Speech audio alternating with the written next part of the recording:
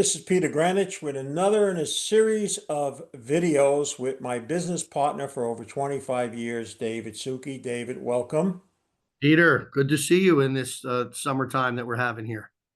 So today we're going to talk about a topic that I am not a big fan of, so I'm going to try to leave my prejudices out, but I will say two things, and we're going to be talking about 401ks and the typical questions we get from prospective clients that go through our alternative to traditional financial planning process.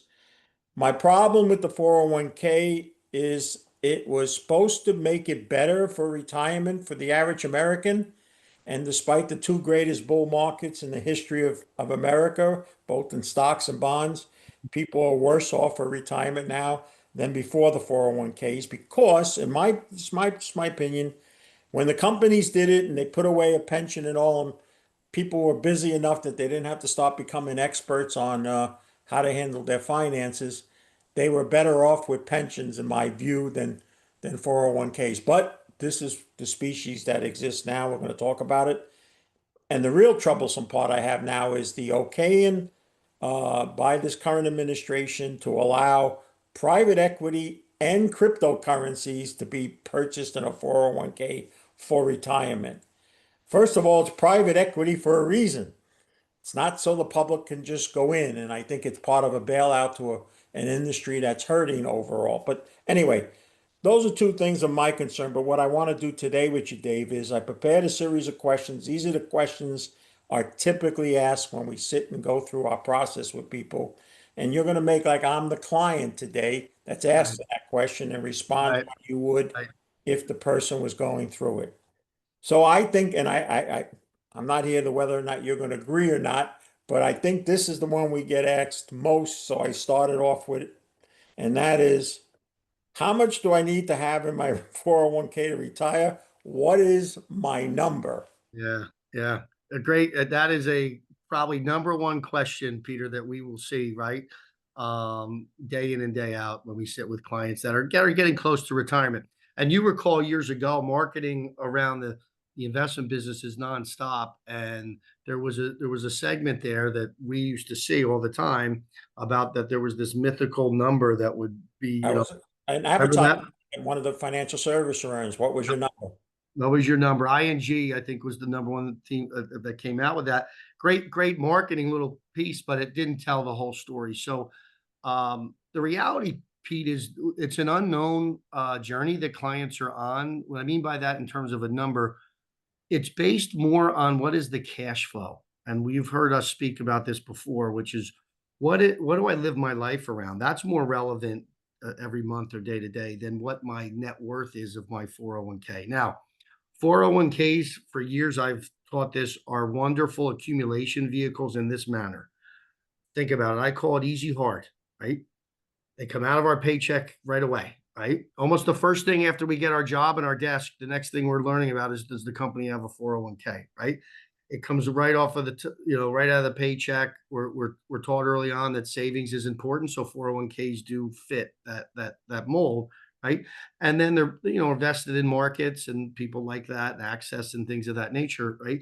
So what I see a lot of is a lot of times 401ks are the client's biggest asset before anything else, right? And that's kind of the business of retirement planning is people that are in that space, specifically just that space. That's what they're preaching, right? Put in early, put in often, and accumulate these dollars. The challenge is, as I've been doing this 26 years now, is when folks get to the age that you are, Peter, or that where I'm approaching later on, and they have to start taking dollars out of these plans, the impact is not what they thought it was going to be. Oftentimes, we're taught that we're going to retire to a lower tax bracket. Most people that I sit with do not retire to lower tax brackets, right? That's number one. Number two is the rigidness in the 401k in terms of the availability to access it, right, over your working lifetime, right? It's very finite. You have specific guidelines and rules that you can access the funds, right? Interestingly enough, I just looked this up. Pre-pandemic, 2% of the population, right, access their 401k prior to retirement for some need, right? That's over 5% right now. right? So it's more than doubled after the pandemic, after all this money got put into the economy, right, Pete? All the money that got dropped in. So what is that telling you? That's telling you that the utilization of a 401k in our world is not fitting the piece of the puzzle it should, right? So how much should a client have in a 401k isn't really the question. The question more should be, how much should I have positioned on my balance sheet? I'll show you a balance sheet in a minute that we use for our clients, right? That you're well aware of.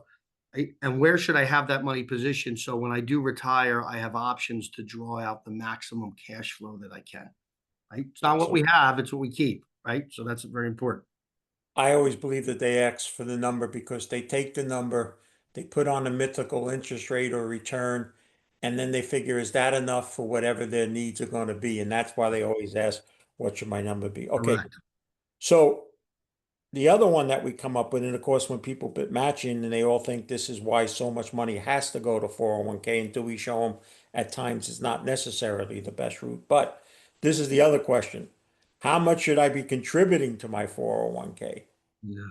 Yeah. So when I say contributions to savings plans, that's a great thing, right? Um, Early on in our life, what I recommend to younger clients and clients that, this is a micro decision in a macro world.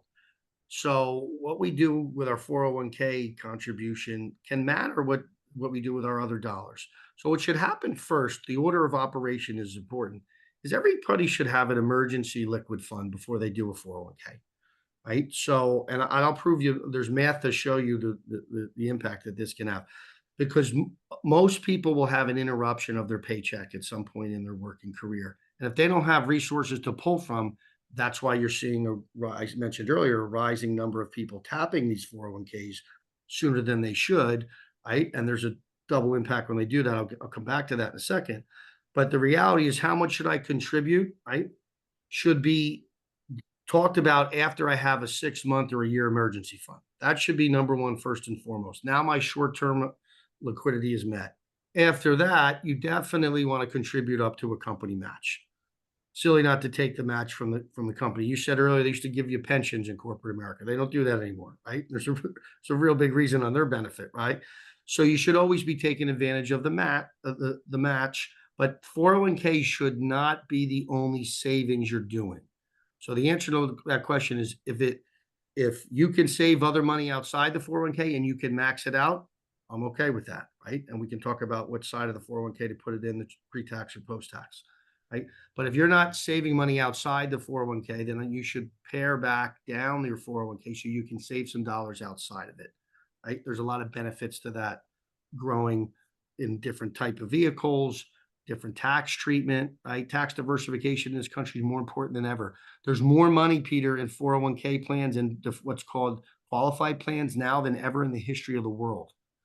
So I'm not that smart, but if a government knows where the money is, I don't know. I'm thinking maybe there's a possibility they could definitely tax those pots of money at some point differently, right? And I know our audience feels the same way. So you just mentioned it. So that was the next question I had for you. We get, should I contribute pre-tax or post-tax? And what about traditional or Roths? Yeah. I'm a balanced believer. We live in a balanced world, right? There's more people talking about balanced lifestyles now, right? Work life balance. Same things financially, right? The more balance we have on our balance sheet, the more dollars we have in different places, the more flexibility and options we have.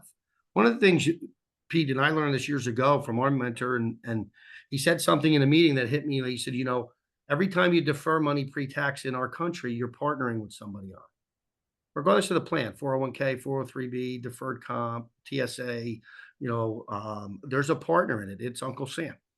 And he said real clearly, he's the majority partner. He makes the decision and has the vote on what it looks like at the end. Right now, maybe he votes in my favor, and that's good. Maybe he doesn't. Right. So we want to be mindful of that. So I'm a big advocate of Roth contributions to a 401k at this stage. I think building a Roth balance in a 401k is very healthy. I do pay the tax today, but if I'm balancing out my contributions, my match that I get from my company will always fill the pre-tax side of the equation. Companies cannot put Roth money into a Roth. I got to put it in the pre-tax. So there's automatically money go in the pre-tax. So if my money can go in the Roth side, yes, do I pay the tax today? I do. But now if I get uninterrupted compounding on that forever, and then I never have to have that partner, unless there's some law change way down the road that none of us saw coming in the equation, that number I have in there is my number, right? And I'm going to share, as we go forward here, I'll share a balance sheet that we use to show clients what their potential embedded tax number is on a 401k balance. So we kind of touched on it before, so I have to put, as you know, I couldn't go through a video without bringing up your love for the New York Jets.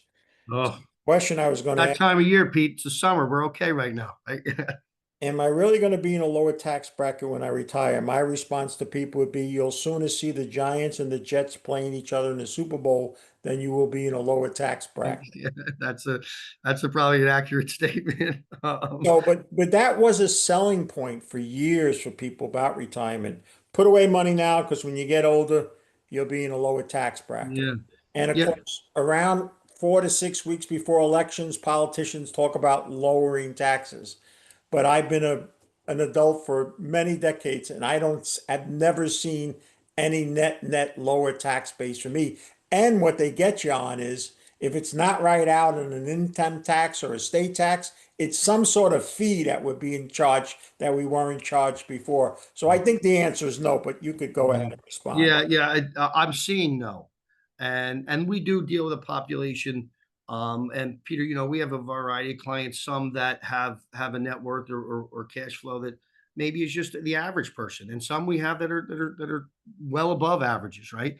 So we do operate in a world with people with some means. Every one of them, number one, always feels like they want to save money in taxes. Two, they always feel like they're paying their fair share or more than they want to pay in taxes. Okay, they're not retiring to a lower tax bracket. When that narrative came out, hey, wages were less, stock markets weren't doing what they did, these balances weren't as big. 401k was designed to be a supplement or savings plan in conjunction with a social security benefit. Right now, people are fairly aware of savings and how important investments are and growing their money. So we're seeing clients with significant savings walking into retirement and realizing, oh my God, my house is paid for. My kids are grown up. I don't have much of a write off anymore, unless maybe I'm a business owner or have some sort of company that I'm still a part of. So I'm really net, not really in a lower tax bracket. Right. So now every dollar I take out of the 401k is taxed to me as ordinary income federally. Now, based on my state, we deal with in almost all 50 states. Some states are friendlier than others with their taxes. So it net is not winding up lower. If anything, they're the same. And sometimes if they've done really well, higher. Now, here was my thinking for many years when I got that question from a client. Here would be my first thought. Why? And they would pause and I said, what do you mean, Dave? Why would you ever want your goal to be in a lower tax bracket? Now, I'm not talking about paying at a lower rate because you're paying a capital gains tax versus an ordinary income tax. I remember Warren Buffett's message around that in one of the articles I read was how his rate that he pays is less than his administrative assistant. And he was just sharing, like he goes, I pay long-term capital gains on a dividend. My assistant's paying ordinary income tax rates on a salary. That's a different conversation. But the goal was always like, why wouldn't I want to have the most wealth I could, and then not be in a lower tax bracket if I could avoid it. Net, you still probably have more money. The perfect world, if we don't live in one, or the ideal world would be to be able to navigate a plan that allows you to have that wealth, but then also pay the least tax rate on the wealth that you possibly could. Right. And that's really what the wealthy really do. More wealthy people worry more about tax strategies than they do about stock market consistent rates of return, which I know, Pete, we talk and see clients about all the time. Right? You actually make more money saving in taxes than you might if you increased your rate of return by a few percentage points a year. So this one, a lot of people don't seem to know about still, but it's something that's been part of our strategy, so to speak, for certain people. So maybe you can just give it the general view when I ask you, what is a 401k delay strategy all about? So it's something that Dave coined many years ago. used to call it the Dave delay when I was a younger advisor because I was meeting with a lot of people who were maxing their 401ks out. And then I started doing some math and trying to figure out, boy, where are they going to be in retirement, right? That's what they look for us. I'd like to have a roadmap, right, to get to where I want to go, and their goals and objectives are important. And what we started to discover was as they were plowing all the money in the 401k, and then we were creating this big balance, and then they would get in retirement, and we didn't know what the taxes were going to be in the future.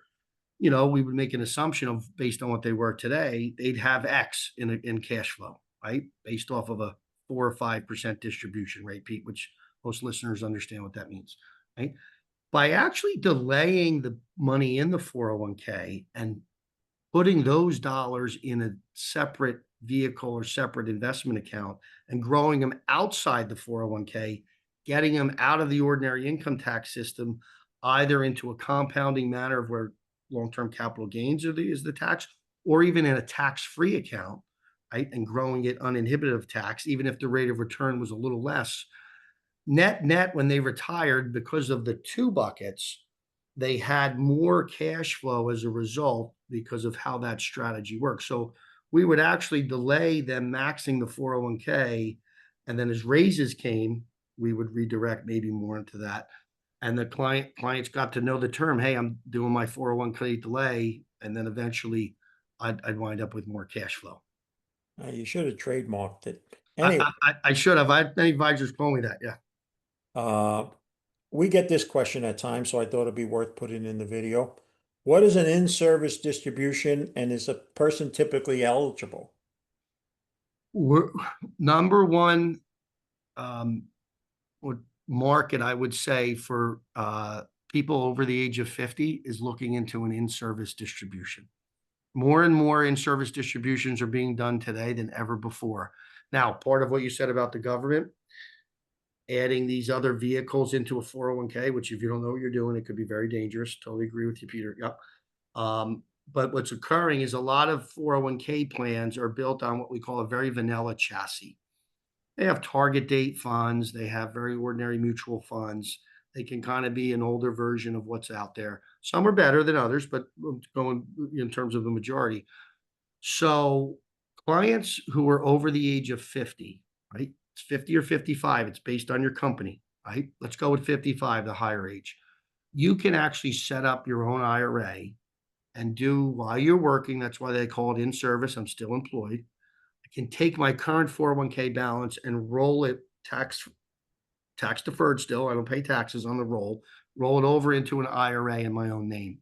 In the IRA, now I have the ability to manage the money as I see fit, whether it's through an advisor like us, Peter, or somebody else, or if they want to do it on their own, they can self-direct it. Right. But it opens the door to more options when it comes to investments. If they want to invest in different types of ETFs, different types of growth strategies. They want to do gold or silver, copper, uranium, all these hard commodities. You have access to these vehicles now where typically are not available in your 401k. But certainly should be educated on it. You shouldn't just do it blindly. But more people are now at 55 getting concerned about their money and want a way to put it somewhere where maybe it's with their current advisor or more secure than leaving it just in the 401k on its own. Okay, so I don't want to slant you on this one. You answer it the way you would have answered it. Okay. But my answer to this question, when I've been asked over the years, is no for a lot of people. And the question is, do I want my 401k to be my biggest asset for retirement? I'm not going to slant. I'm giving you direct. No. So if the listeners did in our professional view, no, not the biggest asset. Wonderful asset. I have a 401k, Pete, transparent. We have them, but I certainly don't want it to be my biggest asset for a lot of the reasons that we shared. We don't know what the future holds in our country. We do know this. And you speak to this better than I do. We have some debt in the country, Pete, right? We have some social political concerns. We have like some obligations we have to meet consistently going forward, right? We have some other things that are going on, right? We could list probably a laundry list of them. The probability is that tax rates are going to be higher in our future than lower. Right? Again, that's my opinion. That's not a fact. Right? And if that's the case, why do I want to have my biggest asset in a partnership with the government that probably can change the rules whenever they feel the need? So I'm of the opinion, we're of the opinion, 401k good, have a healthy one, put other things around it so that if almost like you were a farmer, you had a harvest, you had a lot of different crops so that you can, make profits in all areas of your financial life, not just in the 401k. But I'm not an advocate of large 401ks, and that's the only asset. I don't want to close without you showing some stuff on the balance sheet, but I want to ask this question. A lot of times people don't ask this question unless we also do their estate planning, and then they bring it up to us or the attorneys that they may be using. But the older you get, like me, the more likely you're going to hear this question, especially when its spouse is concerned about others. And the question is, we get, what happens with the balance of my account when I pass away? Yeah, get it a lot. I'm getting it more and more, Peter, with our client base now. Reality is there's statistics talk about Americans that aren't saving enough. I just read yesterday, 48% of Americans are not going to have enough money to meet their retirement needs. Right? That's a number from Barron's that we saw. Right now, that's one side of the marketplace. We tend to deal a lot, Peter, with people that do have enough money that are fairly well off and they're not spending all of the money they've saved. Right. And I learned this statement years ago. The net worth we build up typically is going to go to somebody else. The cash flow that comes off of the net worth is what we live our lives around. Inside that net worth will likely be a tax deferred account of some sort, IRA, 401k, 403b, whatever it is. When that is left to our beneficiaries, particularly the next generation, so not necessarily our spouse, okay, we can leave our 401k to our spouse. There's no real restrictions around that. It's when our spouse leaves it to our kids that now the rules have changed recently, right? So the Secure Act, the 2.0 version that came out, says you have 10 years to liquidate that account. You can do it all in 1 year. You can spread it out over 10. You can wait for the 10th year and do it, but it needs to be out of the account, which we refer to as an inherited IRA, over a 10-year time period. So the clock starts ticking. Well, what we're seeing happening is if you have a big 401k balance and it goes to the next generation, and now your children who are likely grown adults and maybe their highest earning years of their careers, they're inheriting money in their highest tax years ever. And they have to figure out, what do I do with this? If I take it out now, I'm paying probably the highest rate that I would pay on the money. If I don't take it out and do what I would normally do, let it grow, I'm only compounding the growth in it. And then I got to take it out maybe in a bigger lump sum later at a very high tax rate.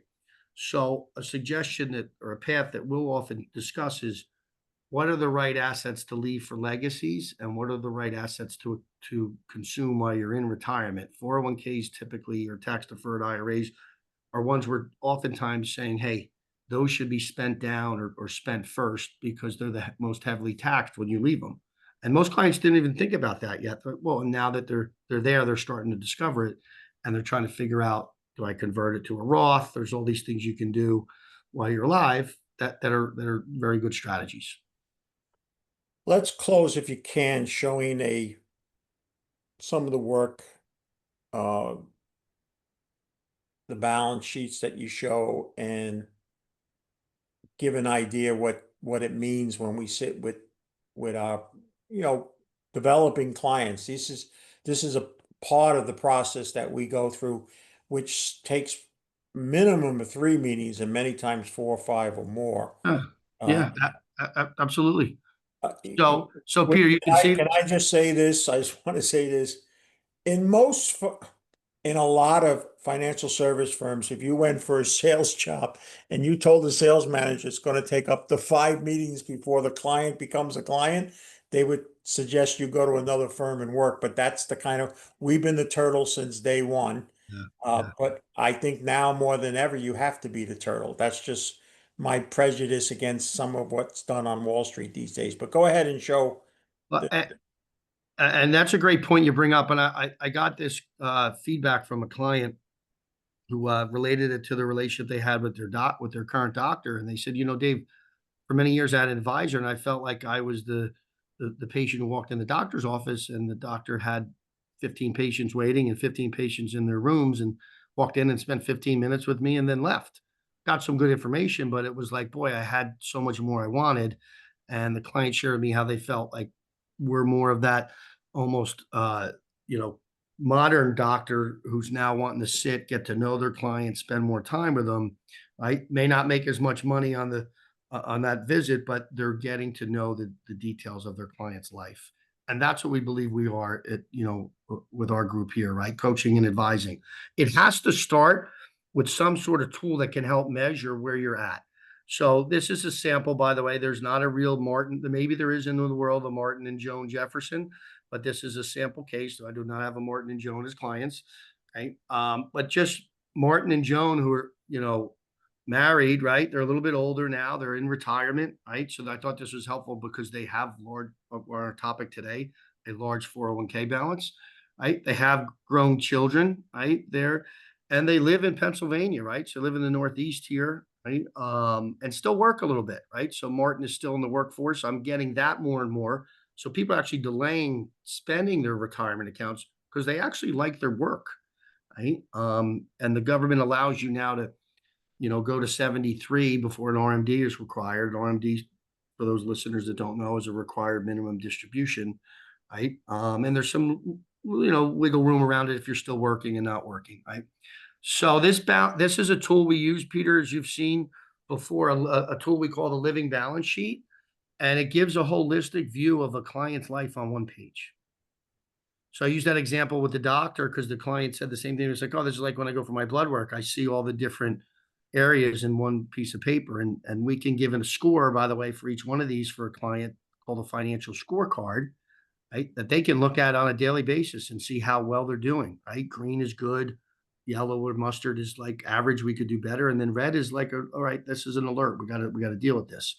Right? So each client gets that from us. This, though, is a great visual aid, I think, for people to see. And this is an example of what we'll see. The retirement bucket or the retirement line item there tends to be the largest asset, right? And the Jeffersons have done very well for themselves, right? They have a very small mortgage. They have a real estate value that's grown, right? Probably more than that today. There's a business that's involved. We deal with a lot of business owner, Peter. We just did a call about exit planning, right? So I thought this would be helpful because I'll see this, what the business owner will have, right? So what always sticks out, and Peter, you could probably see it, right? There's a number on the red side of the column. And that tends to be the number that I get the first question if I haven't explained to him what it is. Dave, what is this tax number? Right? And we advise them this is not accurate. This is an estimate based on the input of the system. There's a default tax rate, or we can update it. It is not ever going to be 100% accurate, but it's a baseline to understand that anything I have in a pre-tax bucket here has a corresponding liability embedded in it. Right? And what does that ultimately mean? Well, for some folks, it could be half the account, right? And that's eye-opening when they see that, right? Holy cow, I never realized that it could potentially be that high, right? A Doesn't mean lot it. of people, a lot of people had that in the last 10 years happen with 401ks. They were doing well, they were approaching, and then when they sat down and realized I have to give up how much of that, they just thought it was all going to be theirs. Yeah. And Pete, we live in a state, Pennsylvania too. There's state income tax. So there's federal and state. So when you put the two together, you're like, wow, I'm not really in a lower tax bracket, right? So that's an example of a successful financial balance sheet that you see there, right? The average person does not have a net worth of 4.6 million, but what does it really translate into cash flow after you pay your taxes and returns and things of that nature? So this is a wonderful tool to bring everything together and see it on one page. And then inside the tool, we have other strategies and tools we can demonstrate income plans, cash flow distribution plans, growth potential, protection conversations, efficiency. You oftentimes explain to people you feel like we're efficiency experts. This helps measure it, like putting it under the microscope and letting clients know, where they stand on all aspects of their finances. All right, Dave, I think that was pretty good. Obviously, this is most interesting to people that aren't yet gone through with us, but I know some clients will see this and want to set forward this to family and friends. It's all part of the big accomplishment of the work that we do. Dave and I have been together for 25 years as a team. He has team members. He mentioned without mentioning the name, but it's deserving. We both have the same financial mentor. Dave was blessed to basically start right out of college with him, so he didn't have to go through the learning how to lose money experience that I did before I met Frank Conchalosi. And we're all part of this group. We're based out of Wall, New Jersey. And I would just suggest if you've seen this and you'd like to learn more, you could reach out to me through email or my phone that will be listed. And again, I thank you for taking the time, Dave. I know how you've grown to be a really mini Frank Congelosi, and that's a large compliment. But Yeah. please God, I hope your Jets can finally do something so you're not walking around at Thanksgiving miserable through the holiday season as you've been for the last 15 years. Yeah. Fortunately, Pete, that I don't put my wealth on the Jets. We'd be dead broke. Thank you, Dave. Thank you. Good to see you. Take care.